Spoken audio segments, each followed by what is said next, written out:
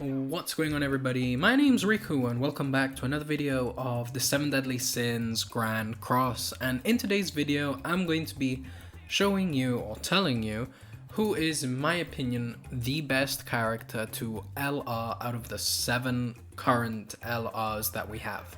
I'm going to be leaving timestamps in the description, so the video will have like these, I think they're called footnotes, on each character. Basically what I'm going to do is I'm going to give an explanation of the character, if I think they are good or not, and where they have a use case. And at the end of the character's little section, I'll tell you if they are worth it or not. But I'm basically going to go in the order that they are in my box. So we're going to start with LR Margaret, and then we're going to finish with LR Liz. So that's how I'm basically going to structure the video. So yeah, if you want to skip to a specific character, just do that. It's completely fine. However, I do urge you that if you're going to be looking at the description, to please leave a like and subscribe. It really does help out a lot. And with that out of the way, let's get started. Okay, so LR Margaret, LR Ludociel, however you want to call him, her, is the first LR that we're going to cover. And long story short, I think that this is a very powerful unit. Her passive is very good. Basically increases goddesses' basic stats every time they use a buff or a skill. A buff skill or a stance. Increases your basic stats up to 40%. This is universal. Oh no, never mind. It only increases for goddess allies the stats. However, this is universal. Anybody can do that. And her LR passive, in addition, it increases the crit chance and crit damage by 4% for each debuff removed. So if you remember what Margaret does, she has this card right here, used to only remove buffs, but now it increases the damage dealt and decreases the damage taken, and that's the same for the level 3, and it also increases your basic stats by 20%. So overall, I forgot to say the grace, my bad. Her grace is increases the hero's attack by 5% for each stance or buff on the enemy when using a skill. The more buffs the enemy has, the stronger you are. So this character is a good character. Especially when you're running goddesses with the goddess card set that increases your basic stats depending on the amount of goddesses that are in your team. You usually use a character like this in Guild Boss to score the highest points, especially with all of the basic stats that are going around with the goddess team, with Sariel, Tarmiel, Margaret, and Elizabeth. Any Elizabeth really, apart from the Light Festival that came out in November. I'm pretty sure she was a Light Festival. So any Elizabeth that is usable for Knighthood Boss helps Margaret be able to allow you to score higher points. She is a great character, especially with a higher ult level. So I'm just going to quickly summarize. Server is triple crit chance, and it blocks the enemy's skill effects, including those of ultimate moves. However, this also helps for her grace. Just in case you don't know, the more ult level a character has, the more stats they are going to be dishing out to whoever is in the little, whoever you put this character as the link of. So basically, you want to LR her for A, scoring higher points, and B, she's actually good pairing with, where is she? I'm just going to search her up. With this character right here, her name is Brunhild, with her Power Strike card. Long story short, there is the Knighthood Boss battle that increases his resistance, and he puts a ton of buffs. You can use Brunhild to score 17,000 depending on the missions. So she is amazing for optimal play in Knighthood boss battles and final boss battles, stuff like that. I would say she's a great contender to being an LR unit that you must have. However, if you carry on watching the video, I do not think she is the ultimate one. At the end of the video, I'm going to tell you which ones I believe to be the little ranking. But I'd say she's up there. She's like top 3 that you should do. So moving on to the next character, we have LR Lostvayne. He was the first ever LR character. So he has like a little special place for me. His cards now increases his ult gauge and his debuff card. It puts infect onto the enemies, and his ultimate secret technique, and yeah. So his passive now, it increases all of the ranks of the hero skill whenever, and his crit defense up to 90% whenever the hero takes crit damage during the enemy's turn. So he's basically going to become stronger the more he gets hit. Classic Lostvayne, just now his cards actually rank up. The more you rank up his cards, the easier it is to get his ultimate, especially if you're using his triple crit chance. Basically a unit that dishes out a lot of damage and can get very tanky. His Holy Relic increases the hero's damage dealt for, by 10% for every orb in the ultimate move gauge. So you basically want to use it once you have, like, the maximum that you're ever going to be able to dish out damage is when you're using his ultimate. That's like his biggest amount of damage, especially if you have a ton of cards of his because of secret technique. He is a great character. However, he has fallen off of PvP. He is great for PvE. You can do your final bosses with him. You can do your demonic beast battles with him. But most importantly, you can do your original demon with him. So original demon, there is a way to 3-turn him with Lostvayne, and that is if you use Diane, this one right here. You use this Diane, you use rank up Red Gotha, and you use Lostvayne. You're basically going to be dishing out a ton of damage and a ton of supportive utilities for your characters.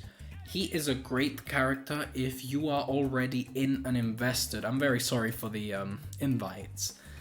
If you have an invested account, he is a great character to have.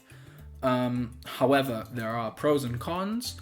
The pros are that, again, you will be able to clear the PvE content quite easily. The cons are PvP is not his strongest. You can use him for Hero Arena if you use the gimmicks of going second.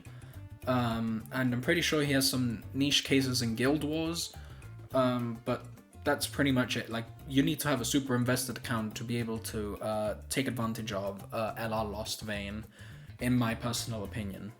So we're gonna move on to the next one, Gloxinia. I don't know where to start with him. He's a great character in concept. He was better when he got leaked, because he had a different passive when he got leaked. He sounded completely broken when he got leaked. They changed him last minute, and now he's only good in 2 scenarios.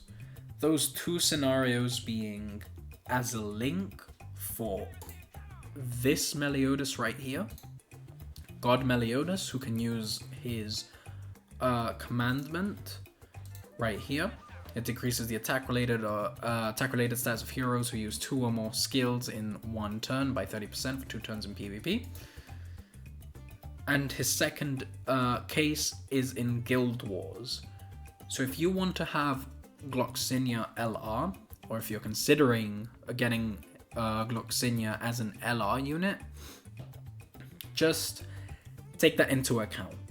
You need to have a super invested account, and if you want to use him as a link for God Melee, he's great, he gives him a lot of stats. However, you have to ensure that you are going first in order to take the full advantage of, oh no, this guy has a scary commandment on the field. And then for Guild Wars is Guild Wars. You have to be super invested if you are competing in mid to high level Guild Wars. So if you're at that level, you don't really need this my advice. I'd say that Gloxinia is definitely in the lower end of the priority, if you do not have an invested account. By invested account, I mean like 7, 8, maybe even 9 million CC. If you're able to get LR coins, enough LR coins, these ones right here, if you're able to get enough every cycle of Hero Arena, every cycle of Labyrinth, and he's one of the only ones that you have left, do it. But I would still really recommend against doing it, unless you have nothing else, okay? I'd definitely put him in the lower tier of priority, but he's a great character in what he excels at. His commandment is good to inflict fear onto the enemy, and he's good for guild wars. He makes you think twice about what to do, okay? That's all I have to say about Gloxinia. He's good, but has a lot of cons, okay? We're gonna move on to the next character, LR Escanor. LR Escanor is a great character. He's damage upon damage upon damage. He has a super sick rooftop ceiling. However, because of his passive right here, he is limited to humans. What's the issue? If humans are not meta, or if the meta is unknowns like it is at the moment, or sins with a better Escanor out right now, you don't really have a reason to run him. He barely has a use case anymore in PvP. However, he is good at fast farming in PvE, specifically Bird, Deer, Skull and Hearty. He has some use case in Nidhogg, however I would not recommend using him in Nidhogg, just because of how the activity is. It's more or less, it's more specific than the other three. So again, he's a good unit to have if you have humans. If you have Blue Awakened Roxy, if you have Transcendent Barn, if you have Chaos Arthur, and you have all those four and you can put them in a team, you're going to be good. You're going to be great. You're going to be able to clear all the 3 demonic beasts that I mentioned.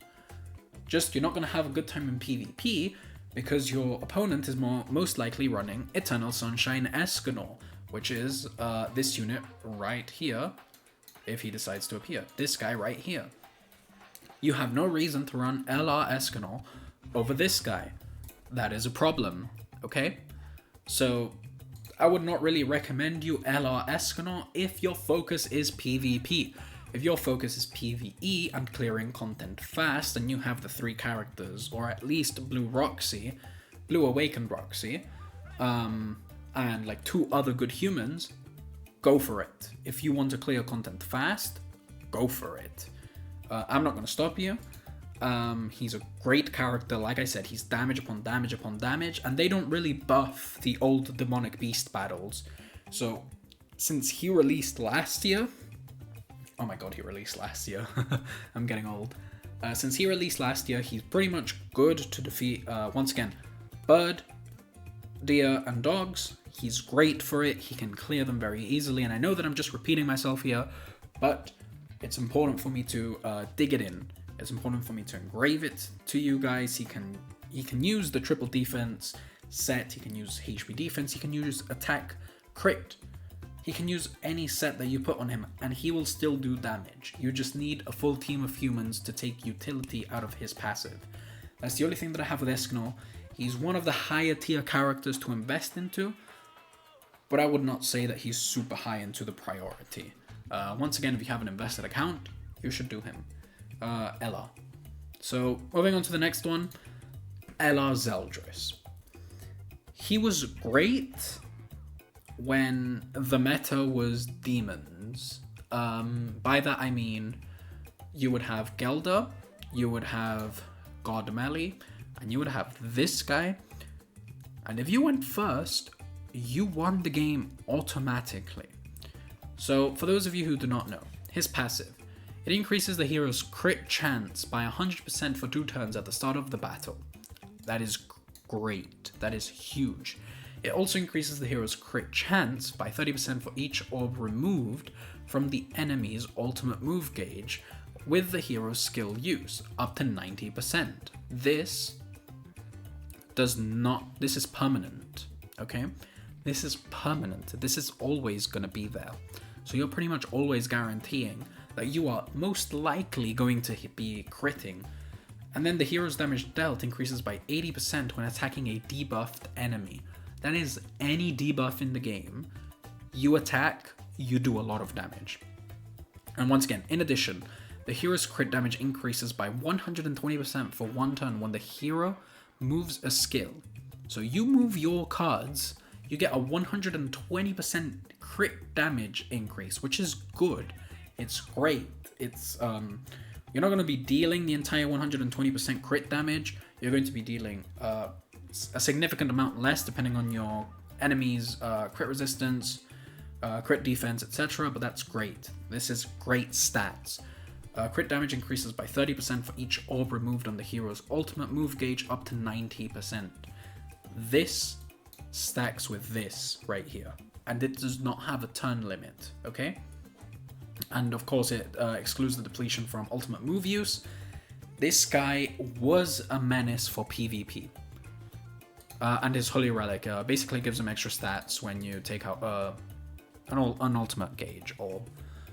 However, and I'm going to release a video later this week, this guy can get you up to 60k points in the current knighthood boss battle. This guy is a beast. And I'm not kidding. This guy's a beast for PvE, specifically in this one knighthood boss. If you are a sweat knighthood boss player, this guy is your guy. If you are aspiring to becoming a top level player, you want this guy just to be able to do great knighthood boss battles. If he's obviously acceptable to be able to do the 60k or however much he's able to do. I'm pretty sure the second this guy came out, he was always hitting the cap of points that you were able to get in knighthood boss battle. So much so that they had to buff it. They had to buff the ceiling of points that you could possibly get in knighthood boss battles because of this guy. Trust me, you build this guy, you will get knighthood boss battles, scores left, right, centers. You will have guilds knocking at your door, wanting to have you in their guild. So this guy is great. Maybe not the best, but for knighthood boss battles, this guy is probably the second best character. Why the second best character? I'll get into it in just a second. So moving on to the next LR, Galland. I'm going to be entirely honest. If you have Trader Meliodas, he's free. Do not bother. Do not even think about getting Galland. Do not even think about even leveling up this guy to the LR. I LR'd him because I like Galland. I liked his design and I thought he would be a good unit. I thought he would come with a Holy Relic. He's just CC. He is an absolute dogshit unit. And I'm gonna say it. He's great if you face a bot. He is bad in a good majority of the content in the game. However, I know that if I or other people want him to look good, we will make him look good and he will still clear the content and it'll still be amazing. Same as I did for Twiggo for Nidhogg in my previous video. You can make a character look good if you buff up their stats enough. Galland is just a CC LR. He's the lowest priority character. I'm just going to do a little spoiler. Lowest priority character. You do not need to build him. You do not need to LR him. You're better off saving your 100 LR coins to True Awaken characters, to LR another character, anything. Just save it over doing the LR on this guy, unless it's a dead period, unless there has been no LRs for like, I don't know, 4 months, and your LR coins are at 200. You can afford to do that then, but he's not really like worth it. Okay, so moving on to the final LR, LR Elizabeth. I'm gonna rip it. I'm gonna let it rip. This character is probably the best character in the game. This character is probably the best support in the game. My reasoning for that is she provides heals, she provides cleansing, she provides more healing, and she provides ult gauges for the entire team. And if she heals you, she gets an extra orb, and she increases your basic stats in PvE. And then this increases the allies' HP related stats by 15%. Doesn't sound like a lot, but it really does add up, especially with the amount of basic stats that this character is given. It's stats upon stats upon stats upon healing upon healing. This character is amazing for any content that you bring her in. You bring her to any PvE content, she will make your life easier. You make her do bird, she clears it with any team. You make her do deer, she clears it with any team. You make her do dogs, she clears it with any team. Nidhogg, she was created for Nidhogg, she clears Nidhogg with any team. She is currently on the best team to clear Ratotska. I don't even talk about Ratotska because I still haven't understood how the boss works. But she is great for every PvE endgame content. She is also great with LR Margaret to get more knighthood boss points. They both increase your basic stats. You pair her with Red Tarmiel and Sariel, you're getting basic stats left, right, and center. Trust me when I say this character right here is single-handedly the best LR unit to get in the entire game. So I don't really know how else to dig it in. But she also has a, how do I check this? Association. She has a combo move with Chubby King. Basically, it increases the healing more and increases the attack related stats by 30%, which I don't know if this actually does. Yeah, it's basically more healing. And I'm pretty sure it's also 1,000 more HP because of the, I think it's 1,100 more HP because of Chubby King association. This character is HP upon HP upon HP, and as you might know, or if you don't know, now you're gonna know, knighthood boss battles are mostly based off of the amount of total HP and the amount of remaining HP that you have left. This character is constantly bringing HP back, meaning that you are most likely going to score the maximum amount of points that you can possibly get each run, assuming you don't die. So, yeah, I'm going to do the final verdict on LRs. I think the LRs, the priority should go LR Elizabeth, LR Margaret,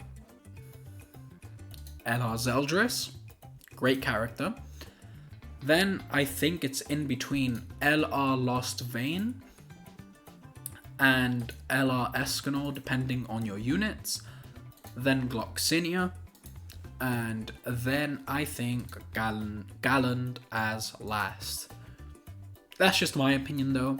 If you enjoyed the video, leave a like, subscribe, all the good stuff, and I'll see you all in the next video. Leave me down below if you have any different opinions. If you like the video, leave it down below. And I'll see you all in the next video. Adios.